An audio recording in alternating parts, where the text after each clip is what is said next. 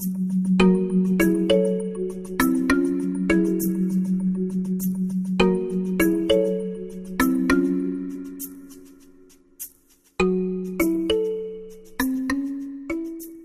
tardes y muchas gracias por la invitación. Ha sido un gusto compartir estos 2 días.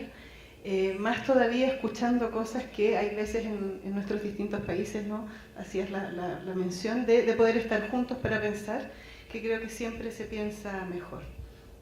Lo que les traigo hoy día para conversar tiene que ver con contarles cómo desde Chile hemos trabajado el tema de la reparación psíquica, pero que al mismo tiempo se ha transformado en un trabajo sobre la memoria colectiva. Y desde 2 ámbitos. Uno, desde el ámbito de la práctica clínica con personas afectadas por la violencia política, donde voy a retomar algunos conceptos de ONGs que durante la dictadura y hasta muy cercano a los principios de los 90 trabajaron, como son FASIC, Sintras, ILAS, y luego desde lo que el Grupo Trauma y Memoria en la Universidad Católica venimos haciendo, que es principalmente desde el ámbito de la investigación. Hemos investigado con efectos que experiencias de represión política tienen en primera y en segunda generación, específicamente con el exilio. Hemos trabajado sobre los efectos que la escucha de la tortura, y en eso lo que hablamos respecto a los profesionales puede ser importante de articular, específicamente en las personas que han recogido testimonios en las comisiones de verdad. Hemos trabajado además acompañando procesos de investigación que tienen que ver con efectos en nietos, ¿no? Lo que se llama la transmisión transgeneracional del trauma, y muy recientemente estamos finalizando, estos trabajos no se finalizan, pero vamos a decir así, entregamos ya una parte de la tesis, ¿no? Que acompaño yo a una chica que estamos trabajando sobre los efectos que tiene para vecinos de un centro clandestino de tortura, tiene el hecho que en su barrio hayan vivido y hayan crecido varias generaciones con esto ahí cerca. Entonces lo que voy a hacer primero es, yo pensé como habían tantos psicoanalistas que íbamos a leer, así que voy a ir combinando lectura con cosas que les voy a ir contando. El primer concepto que les traigo es el concepto de trauma psicosocial y de traumatización extrema, que tiene que ver con que se nos ha hecho necesario, y se hizo desde el inicio necesario comprender lo que sucedía a partir de la represión política como experiencias traumáticas pero de origen social. Prisión política y tortura fueron prácticas de represión masiva y sistemáticas implementadas como políticas de Estado en Chile y en las otras dictaduras de Latinoamérica. El objetivo fue anular a los disidentes al régimen mediante el daño infligido a estos y a sus familias y la amenaza hacia el resto de la sociedad, instaurando desconfianza, escepticismo, rigidez y violencia como formas de adoptar en la resolución de los conflictos colectivos. El dolor, pánico y angustia generados por la tortura dan cuenta de una dimensión siniestra de esta experiencia que no encuentra representación mental homologable y determina desestructuración no solo a nivel psíquico, sino también identitario, emocional, corporal, en las relaciones sociales y los sistemas de valores. Si lo comprendemos así, las consecuencias de la represión política no pueden ser concebidas como cuadros psicopatológicos, ya que simultáneamente representan expresiones concretas del conflicto social y político que se manifiesta en el psiquismo individual y en la subjetividad social. Las consecuencias son posibles de identificar a nivel individual, en los entornos cercanos y finalmente en el conjunto de la sociedad, desarticulando redes sociales, estructuras de participación colectiva, llevando a la desintegración y la fragmentación social. Otra característica que nos parece importante de relevar de las consecuencias de las experiencias traumáticas es que éstas no pueden ser consideradas como parte del pasado. Son vivenciadas por las personas y afectan en el presente. Esto, debido a la temporalidad, es afectada dejando de ser un referente organizador y además al que el no reconocimiento del daño, del horror y la amenaza mantenidos en el tiempo constituyen la experiencia traumática, interfiriendo en el proceso de construcción de la subjetividad. En este sentido, el trauma queda congelado en el tiempo, en un presente eterno que atrapa y se repite constantemente. Las personas que sufrieron estas experiencias habrían quedado posterior a estas clandestinizadas, intentando no ser vistas, sin reunirse, sin hablar, lo que, de acuerdo a algunos teóricos chilenos, ha sido comprendido como una animación suspendida, en el sentido que hasta antes de dar sus testimonios, por ejemplo en comisiones de verdad, quedaron en suspenso. La especificidad de esta experiencia hizo que varios autores, específicamente uno de ellos voy a nombrar, que ha sido una pionera del trabajo de sistematización que se hizo durante la atención de víctimas durante la dictadura, que es Elizabeth Lira, una psicóloga, donde varios de nosotros nos consideramos seguidores y hemos tenido la suerte de trabajar con ella. En el equipo de ILAS conceptualizaron estas experiencias como traumatización extrema, subrayando la ruptura radical en proyectos vitales y el impacto destructivo continuado en la identidad de las personas y sus relaciones, connotando el origen sociopolítico del trauma, así como que la sociedad en su conjunto estaba impactada, aunque los efectos se manifestaran principalmente en las víctimas directas. Este concepto retoma elementos de la psicología de la guerra de Bettelheim, donde lo insostenible de la experiencia apunta a la vulnerabilidad en que se encuentra la persona, debiendo optar entre ser fieles a los valores y renunciar a ellos para evitar dolor y evitar la muerte. En este sentido, mucha de la gente que trabajó atendiendo a pacientes traumatizados sentían que, por ejemplo, el concepto que la psiquiatría y la psicología norteamericana provee, que es el concepto de estrés postraumático, no servía porque justamente no lograba dar cuenta ni de la dimensión temporal ni de la dimensión social que el trauma estaba afectando. Estos profesionales complementaron el concepto clínico de traumatización extrema con el concepto de trauma psicosocial propuesto por Ignacio Martín Baró, cuyo énfasis está puesto en los factores sociales y políticos implicados en la experiencia subjetiva individual, como en el impacto del trauma en las relaciones y prácticas a nivel social. Otro concepto, la privatización del daño. En el contexto del silencio, la impunidad a nivel social, lo que generó en las víctimas el sentimiento de ser portadores de una historia traumática que no podía ser compartida con los demás, esto tradujo las vivencias de exclusión, aislamiento o resentimiento frente al entorno y en el encierro en ciertos grupos de pertenencia que compartían la misma problemática.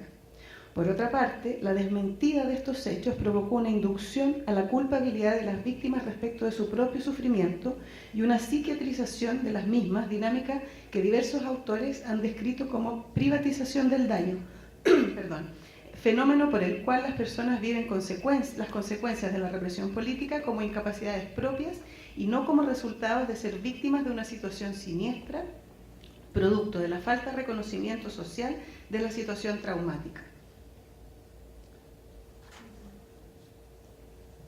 En este sentido, actos punibles del Estado se transforman en duelos personales, en pérdidas privadas, hecho que se intensifica los daños en las víctimas y genera, entre otras consecuencias, culpa, dinámicas autodestructivas individuales y familiares, inducción a guardar silencio, estigmatización. De esta forma, el conflicto político innombrable se instala como conflicto psíquico, individual. Se agrava el trauma, dejándolo sin soporte representacional al eliminar la dimensión política que lo sustenta, proceso que además de perpetuar el daño, niega la condición de víctima también de la sociedad en su conjunto, ya que no permite historizar la violencia sufrida y nos deja, como dice Pedro Milos, un historiador chileno, huérfanos de memoria. Otro concepto, el vínculo comprometido. Los profesionales que trabajaron con personas afectadas por la violencia política optaron por el reconocimiento de la dimensión social y política del individuo como un primer aspecto crucial para el abordaje de la experiencia traumática de la tortura. Planteando su problemática desde una perspectiva psicosocial, se propuso mantener una visión totalizadora donde era necesario comprender las relaciones entre la represión política y el daño. Esta mirada instaló una relación terapéutica construida sobre el escenario de un compromiso con la realidad sociopolítica, es que en sí mismo tenía el fin de recuperar el presente del individuo, es decir, reinsertarlo socialmente y reparar los efectos traumáticos de la violencia.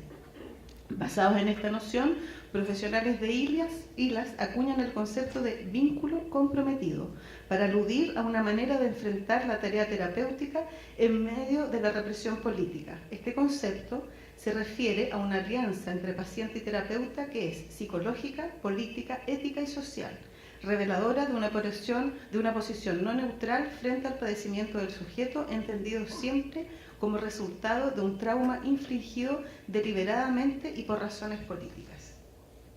Ahora bien, a propósito, también me recordé de las conversaciones que tuvimos ayer discutiendo el documento, ¿no? Límites de la intervención terapéutica, reparación psíquica, reparación social y reconocimiento. A partir de las experiencias de trabajo psicoterapéutico con víctimas, los especialistas acuñan el concepto de reparación social, tomando el concepto de reparación vinculado al trauma psíquico individual y situándolo desde un contexto psicosocial. La transposición del concepto amplió el espectro de las acciones reparatorias, sacándolo fuera del espacio íntimo de la psicoterapia.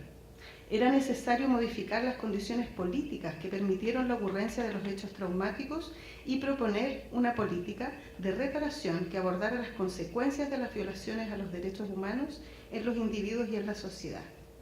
La posición asumida frente a las características particulares de este trauma implicó establecer una frontera entre la factibilidad de la reparación en el interior del espacio psicoterapéutico y lo que quedaba fuera de él.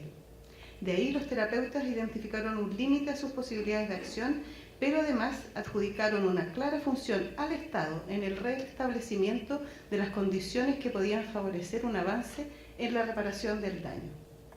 En primer lugar, fue demandado al Estado reconocer socialmente a las víctimas como tales y a los acontecimientos como hechos que realmente ocurrieron para desprivatizar el daño, restituir la confianza y brindar continuidad a la experiencia subjetiva.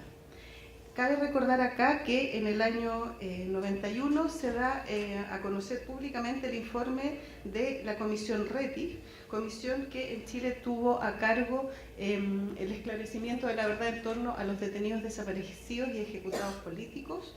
Luego, en 2004, se da a conocer lo que se llama el informe Valef, donde en ese caso fue tratada la experiencia de la prisión política y tortura. En el primer informe son calificadas más de 3.000 personas que son reconocidas como víctimas de prisión política y tortura, de muerte por agentes del Estado o personas que trabajaron con ellos, y en la Comisión Valef, en el informe del 2004, son alrededor de 40.000 personas las reconocidas como víctimas de prisión política y tortura. En el 2011, en el gobierno de derecha de Piñera, se reabre lo que se llama la Comisión Valech II, donde se vuelve a recibir el testimonio de personas que sufrieron prisión política y tortura y también de familiares de detenidos desaparecidos y ejecutados políticos. Algo interesante que me parece atraer a la discusión colectiva es que en Chile, si bien en un primer momento, y en eso reconozco el trabajo que los colegas, ¿no?, hicieron de sistematizar lo que estaban haciendo al mismo tiempo de atender a personas, sistematizaron y escribieron mucho sobre lo que estaban haciendo, hasta principios de los 90. Tomamos el relevo investigadores que ya no desde la psicología clínica o desde el psicoanálisis, sino que psicólogos sociales, desde fines de los 90 y todos los 2000 hasta ahora, lo que hemos hecho muchos de nosotros además, y es curioso, desde universidades, es tomar el relevo investigando distintas situaciones que ya no solo en aquellas personas afectadas directamente había ocurrido, sino que tratamos de mirar la sociedad en su conjunto, retomando la conceptualización de trauma psicosocial, ¿no?, como que no es solamente el individuo el directamente afectado, sino que toda la sociedad. En este sentido, Elizabeth Lira nuevamente aparece con un concepto que, a propósito de lo que decía alguien hoy día en la mañana, ¿no?, de conceptualizar de manera distinta lo que vamos a entender por víctima. Elizabeth propone, sobre todo a la luz hoy en día de lo que son los familiares de detenidos desaparecidos, sacarlos de su condición de víctimas y pensar en ellos como ciudadanos, ciudadanos con derechos y ciudadanos que tenían ciertas maneras de hacer las cosas. En este sentido, nos llama mucho la atención lo que alrededor de la conmemoración de los 40 años del golpe militar ocurre en el año 2013, donde la recuperación de aquellas personas que murieron se hace ya no solo recordando su situación de paso por centros clandestinos, por lo que sufrieron en la tortura, sino que se recupera su historia y sus historias, ¿no?, aludiendo también a sus gustos, cuáles son los equipos de fútbol por los cuales iban al estadio, qué cosas les gustaba leer, en qué cosas creían, ¿no?, recuperando una situación más completa de ser humano, de sujeto social activo, y no dejándolos clandestinizados ni congelados en esta situación de víctima. En ese sentido, en algunas universidades, por ejemplo, se entregan los títulos póstumos de personas detenidas, desaparecidas y ejecutadas, se ponen distintos memoriales en distintos lugares donde no habían existido. Hay muchas obras de teatro, canciones, pero que todas ellas, si uno las analiza, retoman la condición de sujeto social activo. Respecto a este concepto, ¿no?, de víctimas a ciudadanos que Elizabeth Ira propone, es interesante que existe una brecha que separa las políticas de reparación y de memoria con las necesidades subjetivas de las víctimas confrontadas a pérdidas traumáticas mantenidas desde decenas de años, como si se tratara de temas privados. La posibilidad de una elaboración individual y de duelo aparece cuando se comprende que estos procesos sobrepasan el espacio psicológico y que las políticas de reparación del Estado y ciertos cambios sociales son indispensables para asegurar el reconocimiento y la protección de las víctimas y las garantías de sus derechos como ciudadanos. Este proceso puede dar la posibilidad, a pesar de la historia de sufrimiento y de pérdidas, a otras dimensiones personales, afectivas y creativas. Sin embargo, estas posibilidades pueden surgir tardíamente para muchos y requieren, para la mayoría, de un acompañamiento psicosocial y terapéutico de un tiempo necesario. Al mismo tiempo, y precisamente gracias a este reconocimiento del Estado, las víctimas pueden hacerse cargo de sus propias necesidades y dejar de ser los voceros de los daños y pérdidas causados por la represión política para ellos mismos y para sus familias. De acuerdo al informe Valech sobre prisión política y tortura, se estima en un 80% de las personas que declararon personas que dicen que nunca antes habían contado esta historia. La comisión funciona el año 2003, el golpe de Estado, les recuerdo, fue el año 73. Si bien podemos tomar con distancia esta declaración de este 80%, creímos en su minuto que convenía escuchar por qué estas personas estaban diciendo eso. Podía ser entendido tal vez como no dar cuenta de un reconocimiento oficial y público de lo que había ocurrido, y nos pareció entonces importante mirar ya no qué les había pasado a las personas que declararon a esta comisión, sino que montamos un proyecto de investigación, que por cierto fue financiado por el Estado, donde lo que nos interesó fue qué pasó con esos profesionales que 30 años después escucharon lo que les sucedió a las víctimas. Entonces, retomando lo que en la mesa anterior había, ¿no?, una mirada sobre los profesionales. Decía Fabiana, no recuerdo quién decía, ¿no?, que hablar, no recuerdo cómo lo dijiste, que hablar no es gratis, bueno, escuchar tampoco es gratis, ¿no? Y en ese sentido nos pareció importante pensar qué sucedía con esos profesionales. Experiencias encapsuladas otra vez. Para escuchar los testimonios, los profesionales de la comisión se pusieron en escena a partir de un rol de escuchas del Estado. Rol determinado desde el mandato de la comisión, que era una escucha imparcial y la recopilación de antecedentes, y desde las significaciones subjetivas atribuidas a esta escucha, en donde el compromiso y el deseo de reparación tensionaron la escucha. Al término del trabajo en la comisión, los profesionales, a su vez, señalaron que esta experiencia quedó encapsulada, suspendida, sin posibilidad de ser elaborada, lo que puede estar en relación con la invasión de lo traumático desde los testimonios de las personas afectadas, ellas mismas silenciadas y suspendidas por años, repitiéndose una vez más la imposición del silenciamiento y de la prohibición de hablar de esto. La posibilidad ofrecida por la investigación se puede entonces comprender como que permitió dar un lugar en la narración y en la propia historia a esta experiencia. Al escuchar a estos profesionales, ellos dicen que lo que escucharon en las personas que declararon fue un secreto que los hace formar parte de un clan, un secreto que contagia, que hace formar parte de los que sí saben, que saben de los límites del humano, del horror y de la vida, un secreto del que no se puede hablar, a pesar de que es un secreto público. El informe está público, disponible en internet para todo el que quiera leerlo. A partir de esta experiencia de investigación con los profesionales y la escucha de la comisión, se propuso el concepto de cadena de la escucha. Esto, entendiendo que se designa la sucesión de varios dispositivos y de formas que va tomando la escucha y que va tomando la palabra, generando un proceso de reconstrucción de lazos subjetivos y sociales que se orientan a deshacer las cadenas del silencio. Esta cadena de la escucha pone atención en acción posibilidades de transmisión que irían en contra de los riesgos de la repetición. Por esta cadena transita un secreto acerca del pasado traumático de Chile, se instala desde las víctimas que declararon en la comisión, pasa por los profesionales que recibieron y recopilaron estos testimonios y continúa al equipo de investigación que solicitó sus relatos de vida. Y sigue a todos aquellos que escuchan las historias acerca de la escucha de la tortura. A partir de este concepto de cadena de la escucha, aspectos que fueron nombrados esta mañana, ¿no? Transferencia, contratransferencia.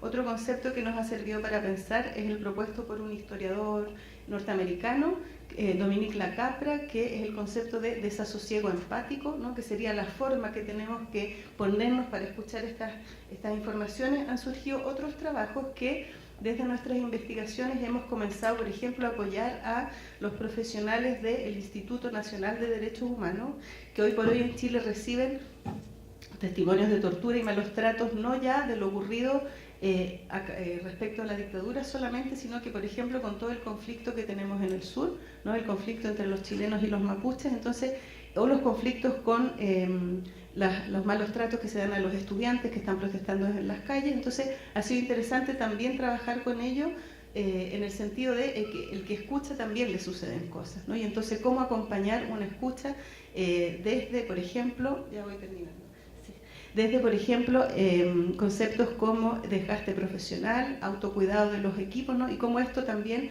puede ser traspasado más allá de solamente la atención. Otra investigación importante que hemos realizado y que hemos acompañado tiene que ver con la transgeneracionalidad del trauma psicosocial. En esto hicimos un trabajo también a través de relatos de vida con nietos de personas que sufrieron prisión política y tortura. Existía evidencia a nivel internacional, por ejemplo, de efectos de tercera generación respecto del Holocausto o respecto de la Guerra Civil Española, pero no había en Chile experiencia con tercera generación.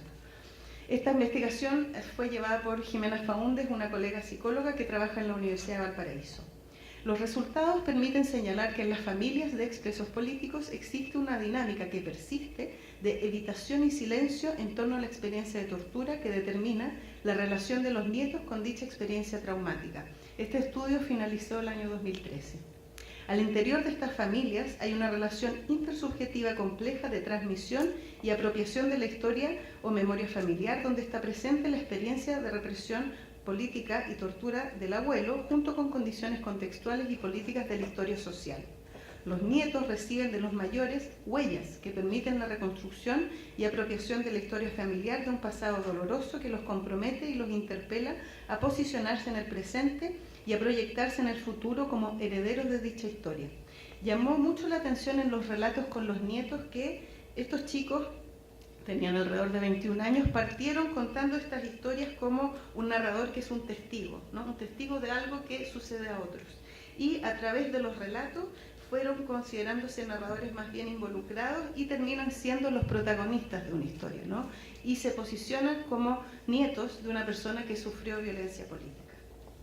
Para terminar, contarles una última investigación que desarrollamos, que tenía que ver con, le pusimos así a pesar de que no lo es, ir a comprender a los ciudadanos comunes, ¿no? Entonces lo que hicimos fue realizar un estudio bastante grande sobre memorias colectivas de la dictadura, donde a través de la evidencia internacional sabemos, por ejemplo, que el nivel socioeconómico puede afectar la construcción de memoria, que la experiencia de represión política también afecta cómo reconstruimos la memoria, el territorio, ¿no? Chile, que es largo y delgado, tuvo en distintas ciudades distintas manifestaciones de lo que fue la represión política, la ideología, ser de izquierda, ser de derecha, pero además algo que nos interesó era cómo distintos grupos etarios son o no, o pueden ser transformados o no como generaciones al momento de hablar de la dictadura.